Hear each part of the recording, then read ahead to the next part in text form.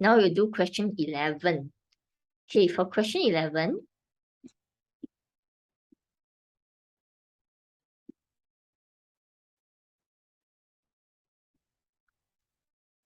which of the following statements are correct? Okay, now we look at this.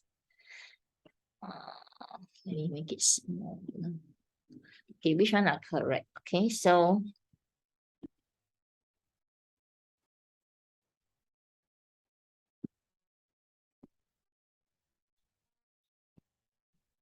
okay, so the plants, identify the plants first. The plants will be A and E.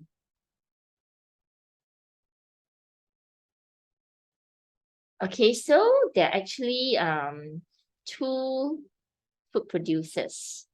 Then we look at which one are herbivores. Okay, herbivores will be B, F, D is an omnivore because D is plant E and animal B. E is a C is a herbivore because it eats plant E. Plant E. Okay, H is a carnivore, strictly a carnivore because it eats all the animals. And G is also a carnivore. Okay, so there are 3 herbivores correct. So answer D is correct. So those without D, we can safely eliminate. Let me see, which is option 1. There are 2 omnivores in the food chain. Let me see. There is only 1 omnivore in the food chain. So statement A is wrong. So you can safely cancel option 3 too. Okay. There are 3 predators in the food web. Now, herbivore cannot be a predator. So cannot be. A predator is an animal that hunts and feeds on other animals. Yes. D hunts and feeds on animal B, so it is a predator. H is a predator. G is a predator. So it'll be 3 predators. So it's correct. So now you have to see whether statement B is correct. There are 6 food chains in the food web. So now we have to do this. Okay, I erase everything, so it's not so messy. Okay, I'll circle all the apex predator. The apex predators will be H.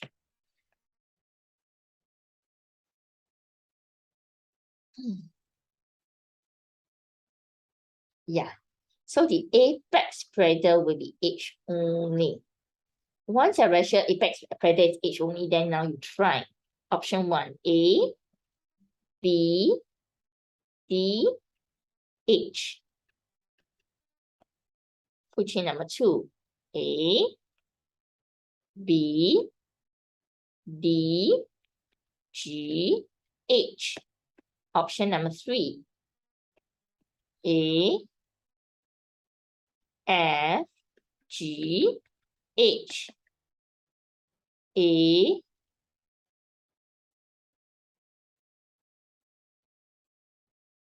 okay, no more for A.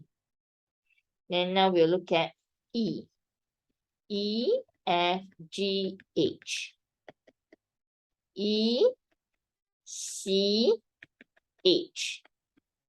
E, D, H. E, D, G, H. So long as we have more than 6 food chains, it's wrong already. So the answer is C and D only, right? Okay, so answer is 2.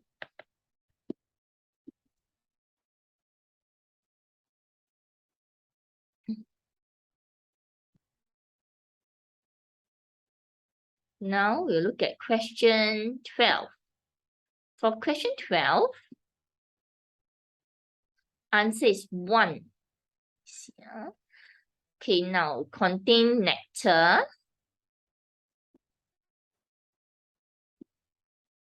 and two birds with different beaks. Okay, so which bird, A or B, is more likely to feed on the nectar of this flower, and how is this bird important to plant X?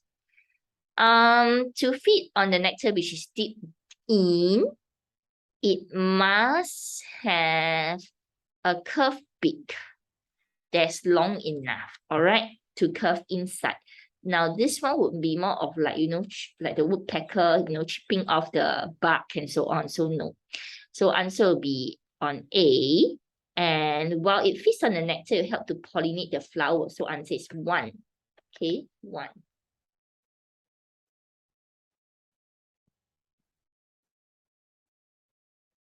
Now number 13. Okay, number 13 is an adaptation question. Answer is 1. Okay, now look at this. Basilisk lizards are often found on branches of trees that grow next to water. They can run across the surface of the water. Now, these are some of the adaptations. It drops out of the tree branch when it senses danger. Okay, it's a behavioral. Oh, so they want you to identify the behavioral adaptation. So look up for actions. So verbs is an action. Okay, so it is a behavioral adaptation. So without A, you can cancel it. It can run very quickly across water. So again, this is a verb. So again, this is a behavioral adaptation. Yes, brown skin. Brown skin is body. So it is a structural adaptation. So things with C, you cancel off. Yes, webbed toes will help it swim quickly across water. Again, this is a structural adaptation. So your answer is only A and B. So look out for behavioral, which is action words. Now you look at question 14. Question 14, based on the given information, which of the following statements are definitely true? Now, question 13, answer is 1. Let me look at this.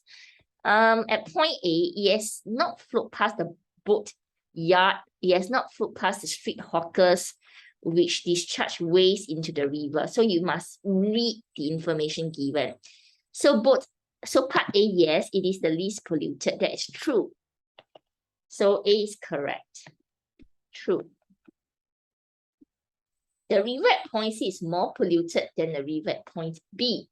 Definitely because the water at point C has flowed past 2 sources of pollution already, the boatyard and the street hawkers. So this will be true. The source of pollution at point C comes from activities of street hawkers only. This is not true because it has flowed past 2 sources. So C will be not true. The activities from the street hawkers polluted the river more. This one we can't tell, okay, unless you have more information. So we can't tell from the statement D. So the definitely true answer will be option 1. Okay, option 1. Now we look at question number 15. Okay, which one of the following comparisons are incorrect about the sperm and the pollen grain? Sperm cannot move by itself, it's wrong. Sperm can move by itself. So I want the false one, right? So this is false. So A, it will be an answer because I'm looking for false statement. It is produced in the testes.